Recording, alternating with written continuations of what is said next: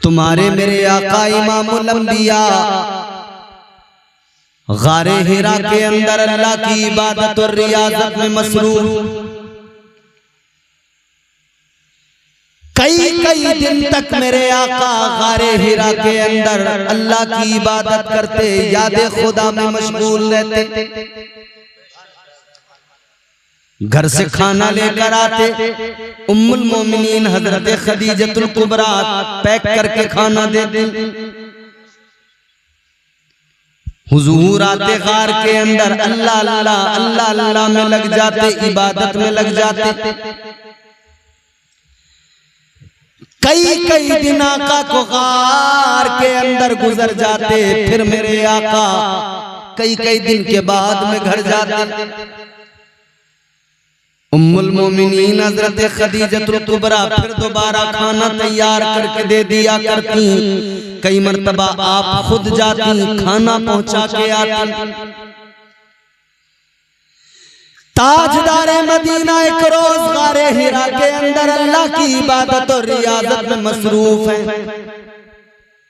एक फरिश्ता आ गया, मेरे आका ने देखा, फरिश्ते ने आकर आका को यूं पकड़ा, दबाया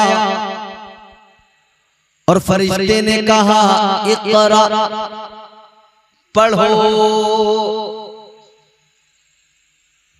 हुजूर ने फरमाया मैं पढ़ने वाला नहीं। मेरे मुस्तफा करीम फरमाते जैसे मैंने ये फरमाया, फरिश्ते ने मुझे पकड़ा, अपनी आगोश में लिया, दबाया जोर से और फिर छोड़ के कहा इक़रा, पढ़ो।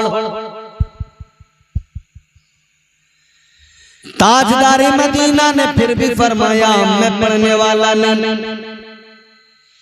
3 मरतबा आका ने यही फरमाया। फिर बुलबुले सिदरा ने कहा, फरिश्ते ने कहा इक़रा बिस्मि रब्बिकल लज़ी खलक़। फिर कहा पढ़िए अपने परवरदिगार के नाम से जिसने पैदा किया। फिर हुजूर ने पढ़ा, मगर मैं सिर्फ इक़रा इस पे बात करना चाहता हूं आपसे। पढ़ो। कुरान की आमद, कुरान का नुज़ूल इस लफ्ज से शुरू होता है इक़रा, पढ़ो। ताजदारे मदीना वाली कायनात मुस्तफा जाने रहमत के गुलामों, कुरान जो तुम्हारे मेरे आका पे नाजिल हुआ, कुरान शुरू होता है जहां से पहली वही, पहला फिक्रा, पहला जुमला, तालीम क्या है? पढ़ो पढ़ो पढ़ो। कुरान उम्मत को दर्स देता आया कि मैं पढ़ने के लिए हूँ, मुझे पढ़ा जाए। कुरान बताता आया मैं अल्लाह का कलाम हूँ, मुझे पढ़ना जरूरी है। पढ़ोगे फला पाओगे, नहीं पढ़ोगे तो याद रखना तारीकियों में फंसे रह जाओगे, जिहालत में फंसे रह जाओगे। अल्लाह ताला के कुरान ने बता दिया पढ़ना बेहद जरूरी है।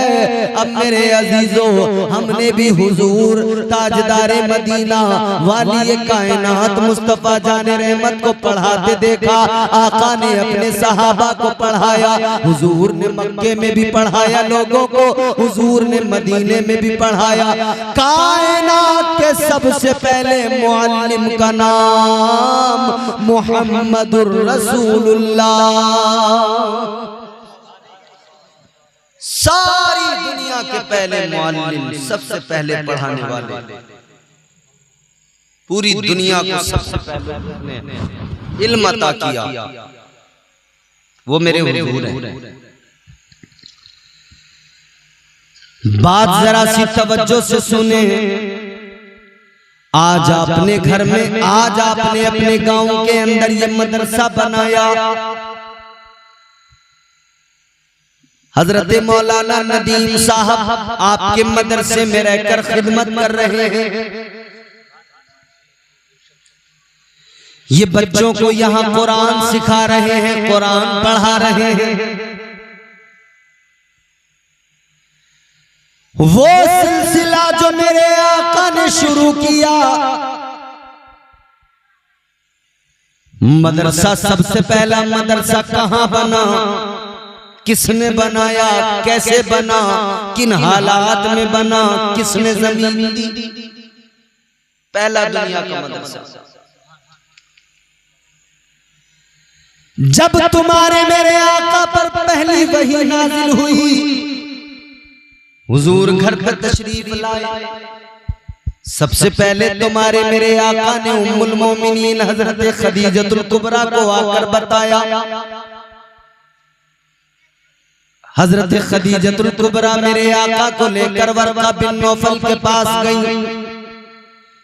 सारा मामला वहां पे जाकर बताया। वर्का बिन नौफल ने बता दिया, आप अल्लाह के पैगंबर हैं,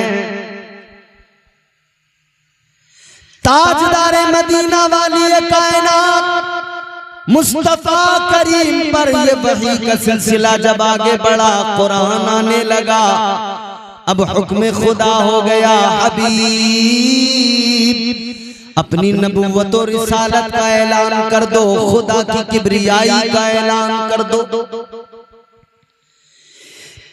ताजदारे मदीना ने फरहान की चोटी पे खड़े होकर अल्लाह की वहदानियत, समदियत, खल्लाकियत, रज़्ज़ाकियत का ऐलान किया, अपनी नबुव्वत और रिसालत का ऐलान किया। ऐलान नबुव्वत को सुनकर जो दीवाने आका के दामन से मुंसलिक हुए, जिन्होंने मेरे आका की नबुव्वत और रिसालत पर ईमान लाए, जो मेरे आका को, जिन्होंने आका को नबी माना, रब का पैगंबर, रब का महबूब माना, आका के दामन से वाबस्ता हो गए, ताजदारे मदीना के गुलाम बन गए, वो तुम्हारे मेरे आका के सहाबा मक्के की सरजमीन पर है। अल्लाह अकबर। इधर अल्लाह ने हुक्म दे दिया, ए महबूब इस्लाम की तबलीग करो, ए महबूब कुरान की तालीम को आम करो। खबरिया वालों जरा गौर से सुनना, अल्लाह ताला ने हुक्म दे दिया, ऐ मेरे प्यारे महबूब कुरान की तालीम आम करो, कुरान सिखाओ लोगों को, कुरान सिखाओ लोगों को। अल्लाह अकबर कबीरा।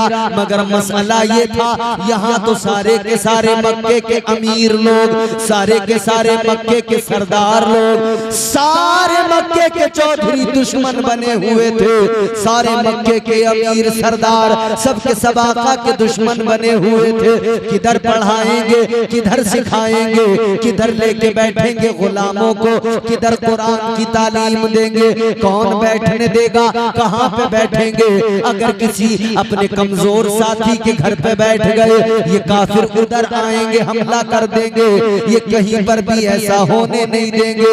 अल्लाह अकबर कबीरा। अजीजा ने गिरामियुल कद्र। और फिर वो गरीब लोग जो शुरुआत में इब्तिदा में मुसलमान हुए, उनमें कोई बिलाल है, उनमें कोई यासिर है, यासिर बिन अम्मार बिन यासिर है। अजीजा ने गिरामियुल कद्र, वो गरीब लोग जिनके पास में इतनी अफराद की जगह नहीं है कि वो मदरसे कायम कर सकते हो, उनके पास में ऐसी जगह नहीं है कि वो इमारत बना के अल्लाह के नबी के दीन की तबलीग की खातिर, कुरान की तालीम की खातिर उस जगह को मदरसा कह सके। अल्लाह अकबर। फिक्र ये थी कहाँ पे पढ़ाया जाए, कहाँ कुरान सिखाया जाए। अल्लाह का तो फरमान हो गया है, कुरान सिखाओ, कुरान लोगों को बताओ, इस्लाम की तबलीग करो। अल्लाह अकबर कबीरा। इसी फिक्र में है आका ताजदारे मदीना घर के अंदर आए। हजरत खदीजतुल कुबरा, तुम्हारी मेरी माँ, उम्मत के तमाम मोमिनों की माँ, हजरत खदीजतुल कुबरा ने आका का चेहरा देखा। आपने कहा, ऐ मेरे आका, गम क्या है, फिक्र क्या है? या रसूल अल्लाह, कौन सी फिक्र है? आका ने फरमाया, खदीजा, फिक्र ये है कि मदरसा बनाना है। नारे तकबीर, नारे रिसालत, मसलके आला हजरत, उलमाए अहले सुन्नत, हजरत अल्लामा मौलाना कारी इम्तियाज बरकाती साहब क़िबला, मदरसा फैज़ाने मुस्तफ़ा, सरज़मीने खबरिया शरीफ। नारे तकबीर। मैं आपको ये बता बता रहा हूँ, आपने ये मदरसा बनाया है ना, दुनिया का पहला मदरसा कब कैसे किन हालात में बना है। ताजदारे मदीना ने फरमाया, खदीजा कुरान लोगों को सिखाना है, ऐ खदीजा कुरान की तालीम को आम करना है, मदरसा बनाना है। कहाँ बनाऊं? मुस्तफा जाने रहमत की बात जैसी हजरत खदीजा ने सुना, देखो जरा हजरत खदीजा की कुर्बानियां देखो। अर्ज करने लगी, या रसूल अल्लाह, कुरान आप पे नाजिल हो रहा है, कलाम परवरदिगार का है। आप अगर चाहो तो जितनी सुस्ती से आप बोल रहे हो उतनी सुस्ती से मैं बोल सकता हूं, और अगर आप चाहो तो थोड़ा सा आप बेदार हो जाओ, थोड़ा सा मैं काम अपना सही करूं। जरा जोर से बोलो ना सुभान अल्लाह। अल्लाह बात समझ में नहीं आ रही हो तो वो बताओ, फिर मैं कोई और तरीका। ताजदार मदीना ने फरमाया, मदरसा बनाना है। तुम्हारी मेरी माँ, उम्मत की माँ हजरत खदीजतुल कुबरा ने आका की बारगाह में अर्ज कर दिया, या रसूल अल्लाह, कलाम परवरदिगार का नाज़िला पर हो रहा है, हुक्म परवरदिगार का कुरान की तालीम को आम करना है। फिक्र ये है कि ये सारा मक्का दुश्मन है, आका गम न कीजिए, सारा मक्का दुश्मन है, सारे मक्के के ये सारे अमीर, ये मक्के के सरदार दुश्मन है। तो क्या हुआ, खदीजा तो आपसे मोहब्बत करती है, खदीजा तो आपसे प्यार करती है। कहती है, या रसूल अल्लाह, खदीजा की मिल्कियत में एक मकान है, और आका अब तक वो मेरा मकान था, आज से वो आपका मदरसा है। सुभान अल्लाह। पहला मदरसा मोमिनों की मां हजरत खदीजतुल कुबरा ने कायम किया। सुनो इधर देखो, कहने लगी, या रसूल अल्लाह, मेरे घर को मदरसा बना लीजिए। कहती है, आका ये मेरी खुशनसीबी होगी, मेरे घर के अंदर रब का कलाम पढ़ा जाए, अल्लाह का कुरान पढ़ा जाए। बेशक मोमिनों की मां ने कह दिया, आका मेरे घर में अल्लाह का कलाम पढ़ा जाए, ये मेरी खुशनसीबी, मगर आज हमारे लोग ये नहीं समझ पा रहे कि हमें घरों में कुरान पढ़ने की जरूरत है। आज हमारे कुरान हमारे घरों की ताकों में सजे हुए हैं। क्यों सजे हुए हैं? क्योंकि हमारे यहाँ पढ़े लिखे लोग ही नहीं, कुरान पढ़ना नहीं आता, कुरान को सीखने की भी कोशिश नहीं करते। कुरान को ताकों में सजा दिया, जुज़दान चढ़ा के रख दिया, या एक खूबसूरत सी अलमारी बनाई और उसमें रख दिया बेहतरीन तरीके से कि अब लोग देखें कि इनके घर में कुरान है।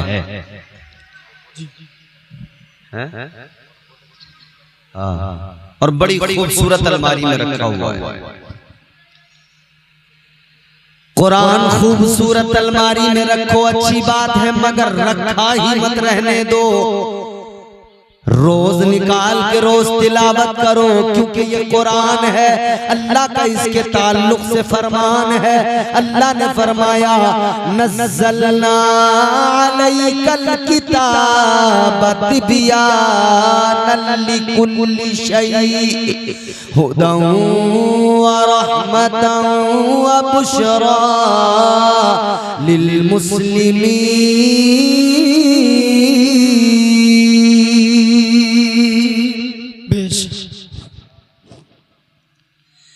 अल्लाह ने फरमाया, ये जो किताब किताब हमने नाजिल की है,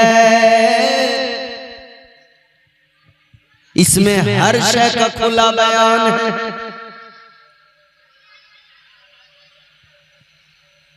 अरे बच्चों तुम मानोगे नहीं रहे,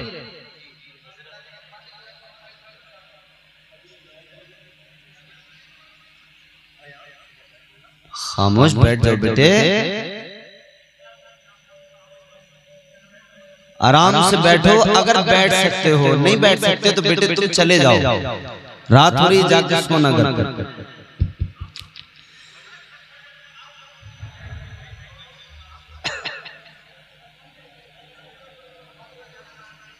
एक एक बच्चे को मजबूत मजबूत जरा गुस्सैल आदमी के पास बिठाओ जो सीधा साधा चुपचाप बैठा रहे।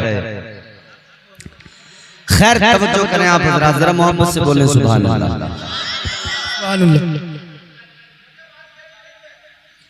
अल्लाह ताला ने फरमाया कुरान में हर शय का खुला बयान है, हर शय का खुला बयान है कुरान मजीद। सलीक़े जिंदगी कुरान अता करता है, करीने जिंदगी कुरान अता करता है। कुरान का इल्म ही वो इल्म है कि जिसके जरिए इंसान की जिंदगी संवर जाती है। ये वही इल्म है दीन का इल्म, जिसके ताल्लुक से मेरे आका ने फरमाया माँ की गोद से लेकर कब्र की आगोश तक इल्म हासिल करो।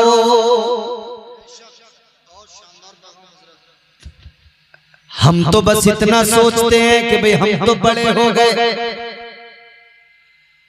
हम नहीं पढ़ सके, बच्चों को पढ़ाएंगे।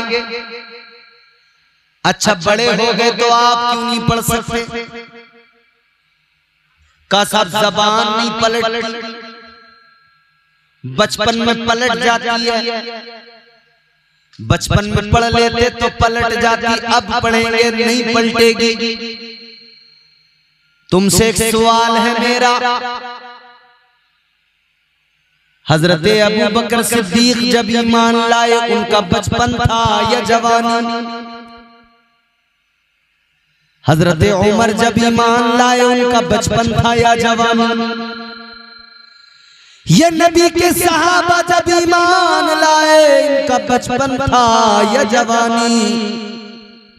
कोई भी बच्चा नहीं था, कुरान नाजिल हो रहा था, ये पढ़ रहे थे, सीख रहे थे। तो इनका कुरान सीखना बताता है किसी भी उम्र में कुरान बंदा सीखना चाहे वो जरा सी कोशिश करेगा, उसका वो जरा सी मेहनत करेगा, अल्लाह का कुरान, अल्लाह का कलाम खुद ब खुद उसकी जबान को मिठास अता कर देगा। उम्र चाहे जो भी हो, कुरान सीखने की कोशिश करो, कुरान पढ़ने की कोशिश करो। कुरान में हर शय का खुला बयान है। एक बादशाह था, काफिर था, एक आंख से काना था। दोनों आंखें न हो तो आदमी अंधा होता है, अंधा कहते हैं उसको। एक आंख न हो तो उसको कहते हैं काना। वो बादशाह था, एक आंख से काना। एक अल्लाह वाले उसके दरबार में बैठे थे, काफिर था। तो वो कहने लगा उस कलंदर से कि आप कहते हो कुरान में हर शय का खुला बयान है, क्या ये सच है? अल्लाह के वली ने फरमाया हाँ बिल्कुल सच है। कच्चा एक बात बताओ, जब तुम्हारे कुरान में हर शय का खुला बयान है तो ये बताओ कुरान में मेरा बयान कहां पर है, मेरा जिक्र कहां पर है? अब अल्लाह के वली ने सोचा इसे कैसे समझाऊं कि कुरान का अंदाज़े तकल्लुम है क्या, कुरान की फसाहत और बलागत है क्या, किस तरह कुरान तमाम कायनात के राज खोलता है और उलूम जाहिर होते हैं। आपने सोचा अगर इसको मैं वैसे समझाने लगा इसकी समझ में आएगा नहीं, ये तो बस यही कहेगा मेरा नाम दिखाओ, इसकी समझ में बात आएगी। ये तो कहेगा मेरा नाम दिखाओ, कहाँ है मेरा जिक्र? तो अल्लाह वाले ने फिर इससे कहा कि हाँ भाई तेरा भी जिक्र है कुरान में, तेरा नाम भी है।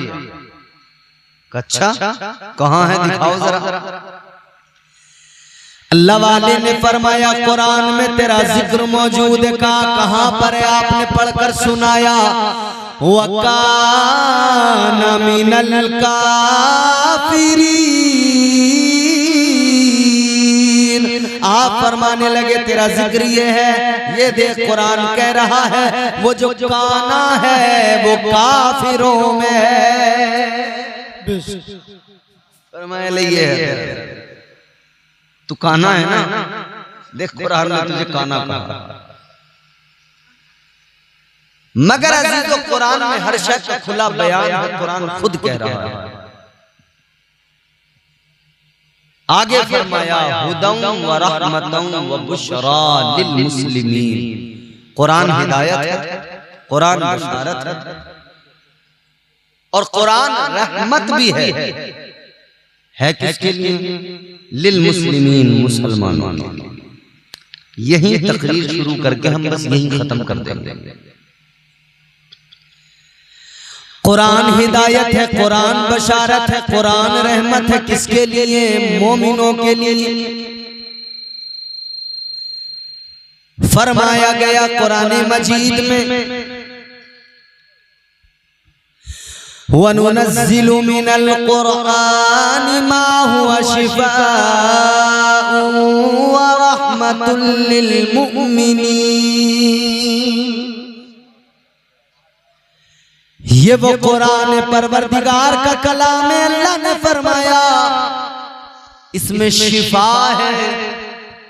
ये जो नाजिल किया गया है ना कलाम, फरमाया ये शिफा है। किसके लिए? ये शिफा भी है, रहमत भी है। किसके लिए? मोमिनीन के लिए, मुसलमान। अब ईमान वालों, मुसलमानों, एक बात जरा ईमानदारी से बताओ।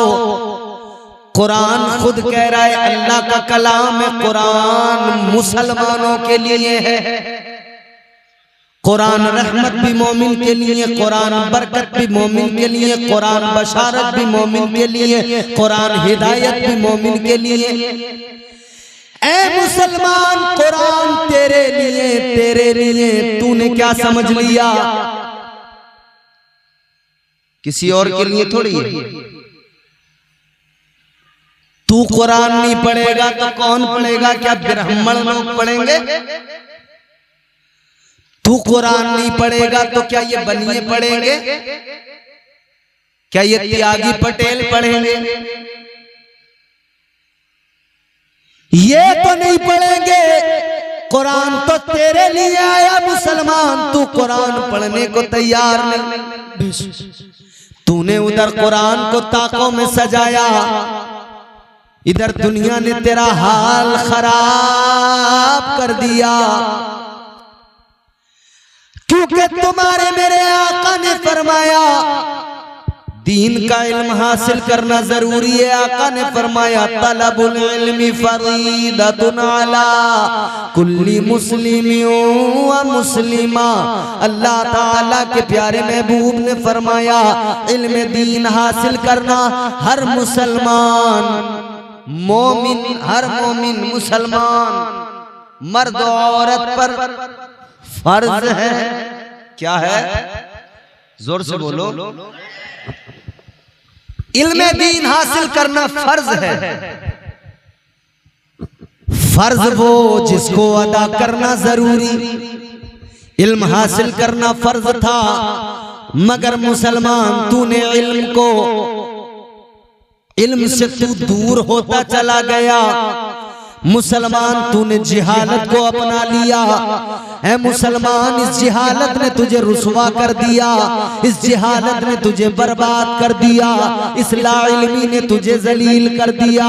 आज मुसलमान की जिल्लत का सबब अगर कोई मुझसे मालूम करे तो मुसलमान के पसमानदगी का सबब दौलत का ना होना नहीं, मुसलमान का कारोबार अच्छे नहीं है, इस वजह से मुसलमान पीछे नहीं है, मुसलमान के पास पैसा नहीं है, है, ये वजह नहीं मुसलमान के पीछे होने की। याद रखना वो लोग जो अरब के लोग थे जो मुसलमान हुए 1400 साल पहले, जिन्होंने इस्लाम का परचम दुनिया पे लहराया, बताओ उनके पास में कितनी दौलतें थी? वो भी तो गरीब लोग थे, वो बकरियां चराने वाले थे, वो ऊंट चराने वाले लोग थे जो इस्लाम का परचम लेके निकले थे। लेकिन उनके पास में भले ही मालदारी थी या न थी, कारोबार थे या न थे, एक चीज थी, उनके पास अल्लाह की किताब कुरान था। उन्होंने कुरान को दिल में बसाया था, जिधर जाते थे कुरान की तिलावत करते थे, जिधर जाते थे अल्लाह का कलाम पढ़ते थे। ताजदार मदीना के वो आशिक हजारों के दरमियान पहुंचकर अल्लाह का कलाम जब पढ़ते थे, दुश्मन लरज जाता था, बातिल के ऐवानों में जलजला आ जाता था। सुभान अल्लाह। वो लाखों के दरमियान अकेले जाके कुरान पढ़ते थे। आज तुम्हारे मेरे घर में कई अफराद हैं मगर कुरान पढ़ने वाला कोई नहीं। सुबह हो जाती है, हमारे घर के जवान सोए पड़े रहते हैं, कुरान हाथ में उठाने वाला कोई नहीं है। अजीब तमाशा है अजीजों, हमने बस इतना सोच लिया कुरान पढ़ना काम इमाम का है। कुरान पढ़ेगा तो मौलवी पढ़ेगा, कुरान पढ़ेगा तो इमाम पढ़ेगा, कुरान पढ़ेगा तो मुदर्रिस पढ़ेगा, कुरान पढ़ेगा तो ये मदरसे में पढ़ने वाला तालिब इल्म पढ़ेगा। आपने हमने सोच लिया अब हमें पढ़ने की जरूरत क्या है, हमारे मदरसे में पढ़ा जा रहा है, रोज बच्चे पढ़ तो रहे हैं कुरान। याद रखना कुरान वो किताब है, एक जगह पे पढ़ लेना काफी नहीं, बल्कि हर जगह कुरान पढ़ो, जिधर जाओ कुरान पढ़ो। सहरा में जंगलों में बयाबान में पढ़ो, मीनार गिर पड़े हैं तो मैदान में पढ़ो। अरे ये बेखबर नुजूमी तुम्हें क्या बताएंगे, कल होने वाला क्या है ये कुरान में पढ़ो। नारे तकबीर, नारे रिसालत, मसलके आला हजरत उलमाए अहले सुन्नत हजरत अल्लामा मौलाना कारी इम्तियाज बरकाती साहिब क़िबला। नारे तकबीर, नारे रिसालत। हमारे घरों में कलाकार पैदा होने लगे, हमारे घरों में सिंगर पैदा होने लगे, हमारे घरों में डांसर पैदा होने लगे, हमारे घरों में एक्टर पैदा होने लगे। ऐ मेरे अजीजों, अपने घरों में ये डांसर कलाकार पैदा न करो, अपने घरों में वही सलाहुद्दीन अय्यूबी जैसे इस्लाम के बहादुर मुजाहिद पैदा करो। वो मुजाहिद पैदा करो जिन्होंने बैतुल मुक़द्दस को फतह किया और यहूदियों को चने चबा दिए, यहूदियों की हालत खराब हो गई, वो पैदा करो। मगर आज क्या करें हम, हमारा जवान यहूदियों का गुलाम बन गया। हम कौन कौन सा रोना रोए, हमारे घरों में यहूदियों की तालीम, यहूदियों का सब मामला आ गया। हमारे घरों में पिज्जा आया, यहूदियों ने भेजा। खाने पीने की चीजों से लेकर पहनने ओढ़ने की चीजों तक तमाम चीजें यहूदियों की घरों के अंदर। आज टेक्नोलॉजी अपने उरूज पर है, हम हर किसी के हाथ में मोबाइल देखते हैं। टेक्नोलॉजी, मोबाइल, कंप्यूटर, सब कुछ डिजिटल होने लगा। ये पुराने बुजुर्ग जो बैठे हैं, क्या आप लोगों ने कभी उस वक्त में ये तसव्वुर किया था कि दुकान पे कोई चीज खरीदने जाएंगे और उसे उसके बदले पैसे नहीं देने पड़ेंगे, बस मोबाइल से कुछ नंबर उसके मोबाइल में भेज दिए जाएंगे और काम हो जाएगा? भाई यही तो हो रहा है। डिजिटल करेंसी क्या है? आप अपने मोबाइल से कुछ नंबर दूसरे के मोबाइल में भेजते हैं। आपने जैसे 10 रुपए की चीज खरीदी, आपने 10 लिखा, 1 0 10 नंबर लिखा, उसके नंबर पे भेज दिया। हाथ से लेन देन कुछ नहीं हुआ, डिजिटल हो गया। इन लोगों के लिए ये बड़ी अजीब सी बात थी उस दौर के लिहाज से कि इन्होंने उस दौर में ये सब तसव्वुर नहीं किया था, लेकिन ये सब देख लिया, सामने आया, तो इन्होंने कहा भाई ऐसा भी हो सकता है। लेकिन इस दौर में जो पैदा हो रहे हैं वो इसे देख रहे हैं। अब अगले 50 साल, 60 साल, 70 साल के बाद में फिर टेक्नोलॉजी को और बढ़ता हुआ जब ये नई नस्ल देखेगी और हम लोग देखेंगे, तो इसके ऊपर के लेवल की जब टेक्नोलॉजी होगी तो हम हैरान होंगे ये क्या हो रहा है। क्या ऐसा भी हो सकता था? जब टेलीफोन पर तार के जरिए बात होती थी, समझ में आता था चलो भाई तार में जा रही है तरंगें, अब तो कोई तार नहीं, कुछ नहीं, बात हो रही है बराबर। टेक्नोलॉजी, सारी दुनिया सारा जोर टेक्नोलॉजी पे लगा रही है, मगर मुसलमान याद रख, तुझे टेक्नोलॉजी पे जोर लगाना चाहिए जितना लगा, मगर सबसे पहले जोर तू अपने दीन पे, अपने मसलक पे, अपने ईमान पे लगा। सबसे ज्यादा जोर तू कुरान पढ़ने पे लगा, कुरान पढ़ेगा, सारी टेक्नोलॉजी तुझे कुरान दे देगा। और ये भी याद रख ले, टेक्नोलॉजी एक दिन आएगा सारी बर्बाद हो जाएगी, क्योंकि तुम्हारे मेरे आका का फरमान है मलहमतुन कुबरा, जो ये हुजूर ने फरमाया ना, सारी दुनिया आपस में लड़ेगी, इतनी जंगो जदल का माहौल होगा, आपस में लड़ झगड़ के अपनी सारी टेक्नोलॉजी को ये लोग बर्बाद कर डालेंगे। न्यूक्लियर पावर जो मुल्क बने हुए हैं, अपने न्यूक्लियर हथियार इस्तेमाल करेंगे, बम इस्तेमाल करेंगे, एक दूसरे से लड़ झगड़ कर सब कुछ खत्म कर लेंगे, सब तबाह हो जाएगा। फिर दौर वही आएगा, वो पुराना दौर, फिर जंग होगी तो पुराने दौर पे तलवारों के साथ होगी, फिर वही जंग। और याद रखना, अभी ये दुनिया लड़ती है, लड़ने दो इसे, लड़ झगड़ने दो, मगर एक वक्त आएगा कि फिर इस्लाम पूरी दुनिया पे गालिब आएगा, सारी दुनिया पे इस्लाम ही गालिब आएगा। अजीजाने गिरामीउल कद्र, जरा गौर फरमाइए, तो सबसे ज्यादा जोर हमें किस बात पे देना है? कुरान पे देना है, क्योंकि टेक्नोलॉजी तो खत्म हो जाएगी, कुरान बाकी रहेगा। ये सारे आलात खत्म हो जाएंगे, अल्लाह का कलाम बाकी रहेगा। जो बाकी रहेगा उस पे ज्यादा जोर लगाओ। अपने घरों में पैदा कर, हम अपने घरों में अपने बच्चों की तरबियत करें, क्या कुरान उनके हाथों में पकड़ाएं, कुरान सिखाएं।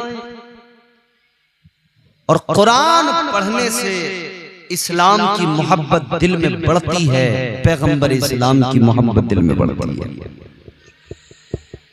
आज ये जो इधर उधर से लोग मुसलमानों पे तंज और तनकीदें करते हैं, आज जो लोग मुसलमानों पर अंगुष्ठ नुमाई करते हैं, आज जो दुनिया मुसलमान को कमतर समझ रही है, वजह क्या है?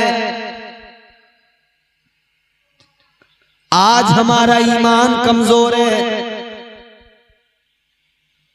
कल भी हमारा हाल ये था, दौलत नहीं थी हमारे पास में, मगर बड़े बड़े शहंशाह, बड़े बड़े ताकतवर बादशाह घबराते थे। अकेले हजरत उमर का नाम सुनकर कैसर और किसरा में लर्जा पैदा हो जाता था, दुश्मन थर्राते थे। आज क्या हुआ? जिसके जी में जो आए वो भौंकने लगता है, जिसके जी में जो आए वो वही बकवास करने लगता है। वजह क्या है? आज हमारे घरों से कुरान क्या रुखसत हुआ, हमारा ईमान कमजोर हो गया। आज हमारे मदरसे भी कमजोर हुए, क्योंकि हमने दीन को बस इतना सा जाना, इतना सा समझा कि हाँ भाई ठीक है हम मुसलमान हैं, ये थोड़े थोड़े काम हमें करने हैं, हैं मदरसा जिस तरह से भी चले बस चला लो, इमाम को थोड़ी बहुत तनख्वाह दे के काम चलाओ, नमाज होती रहे।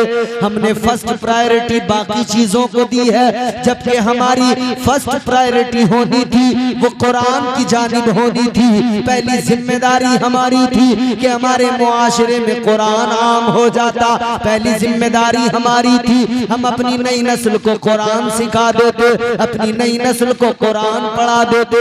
अजीजाने गिरामीउल कद्र बात यह है, आज पिछले दिनों आपने देखा चंद ऐसे लोग भी सुनने में और देखने में आए और वो भोंक रहे थे कि कुरान की कुछ आयतों को निकाल दिया जाए। हमारे यहाँ लोगों को पता ही नहीं था, कुछ जाहिल बैठे थे टीवी के ऊपर, वो डिबेट कर रहे थे, वो उन आयतों के मफहूम बता रहे थे। ऐ लोगों, अगर हमने कुरान को पहली पोजीशन पे रखा होता है तो सही ज़बानी तौर पे कहने के लिए, मगर पढ़ते हैं बस किसी के मरने में, किसी के 40वें में, किसी के 10वें में। अगर वाकई हम कुरान से मोहब्बत करने वाले होते, हर मौके पे कुरान की तिलावत कर रहे होते, तो जाहिल लोग टीवी पे बैठकर कुरान के बारे में डिबेट न करते। हर घर से एक बच्चा निकलता, हर घर से जवान निकलता, हर घर से बूढ़ा निकल के कहता और तुम्हारी औकात नहीं है कि तुम कुरान को बदल सको, क्योंकि मुसलमान कुरान को पढ़ना भी जानता है, समझना भी जानता है। मुसलमान को किसी ऐरे गैरे से कुरान समझने की जरूरत नहीं है। ये कुरान तो मुसलमान को ताजदारे मदीना ने अता किया है, अल्लाह का कलाम हमें मिला है। हमें फख्र करना चाहिए, अपनी किस्मत पर नाज करना चाहिए। अजीजाने गिरामीउल कद्र, वही कुरान मदरसों में पढ़ाया जाता है, उसी कुरान की तालीम आका ने मक्के के अंदर दी है। हजरत खदीजतुल कुबरा ने उसी कुरान की तालीम के लिए अपने घर को मदरसा बना दिया। हजरत खदीजा ने अपने घर को मदरसा बना दिया और हम लोग मदरसे चलाने वाले फिर भी सलीके से मदरसों का ख्याल नहीं रख पाते। हमारी जिम्मेदारी बनती है कि हम मदरसों का ख्याल करें, और मदरसों का ख्याल करना सिर्फ ये नहीं है कि बाहर के 10-20 बच्चे आ जाएं और वो पढ़ते रहें, हम उन्हें यतीम समझते रहें। कभी कभार हम उन्हें कोई दावत खिला दें, कभी कभार हम उन्हें यतीम गरीब समझ के कुछ मदद कर दें। मैं अपनी कौम को आज ये बात कह रहा हूं, खुदा के लिए अपने मदरसों को यतीम खाना मत बनने दो। अरे तुमने देखा नहीं है, ईसाई अपने स्कूल चलाते हैं सेंट मैरी के नाम से और भी कई नामों से। उन स्कूलों के अंदर जो सिलेबस है, इंग्लिश मीडियम का सिलेबस, वो सिलेबस पढ़ाते हुए उस सिलेबस के अंदर उनकी मजहबी तालीम भी शामिल है। तो वो अपने स्कूल चलाएं तो उनके स्कूल हमें बड़े आलीशान नजर आए। हम अपने बच्चों को उनके स्कूलों में दाखिल करें कि हमारा बच्चा यहां जाएगा तो मॉडर्न बन जाएगा। तो क्यों आखिर हम अपने मदरसों को उसके कंपैरिजन में नहीं देखते, उस स्कूल के मुकाबले में क्यों नहीं लाते कि जो ये स्कूल बना के ईसाई लाया है, हम इससे भी बेहतर अपने मदरसे को बनाकर दुनिया के सामने पेश करें। हमारा मदरसा वो होगा कि उसके अंदर कुरान भी पढ़ा जाएगा, कुरान से निकलने वाले साइंस के पहलुओं पर भी गौर की जाएगी। क्यों हम ये फिक्र नहीं करते? हमने बस इतना सोच लिया कि मदरसा है, इसे यतीम खाना समझ लिया जाए। अपने मदरसों को खुदा के लिए यतीम खाना मत बनने दो। मैं कहता हूं मदरसे चलाने वालों, अगर कोई गरीब का बच्चा है तो फ्री में पढ़ा दो, मगर मालदार के बच्चे से आप फीस लेके पढ़ाओ। ऐसे मदरसे बनाओ, ऐसा सिस्टम बनाओ। ताकि तुम्हें चंदे के लिए दर दर हाथ ना फैलाना पड़े कि मदरसे में साहब बच्चों का खाना है, उसका भी खर्च है, साहब कुछ ज़कात दे दीजिए, मदरसे में पढ़ाने वालों की तनख्वाह सैलरी जानी है, उसका भी खर्च है। ये हाथ फैला के मदरसे जब तक चलते रहेंगे तब तक मदरसों को वो मकाम नहीं मिल पाएगा जो मकाम इन मदरसों को मिलना चाहिए। मदरसों को ऐसा बना दो, मदरसों को ऐसा बना दो कि मदरसा किसी का मोहताज न रहे, सब मदरसे को ललचाई नजरों से देखें और अमीर भी अपने बच्चों को लाकर मदरसों में दाखिल कराने लगे। उस पोजीशन पे मदरसों को लेकर जाओ।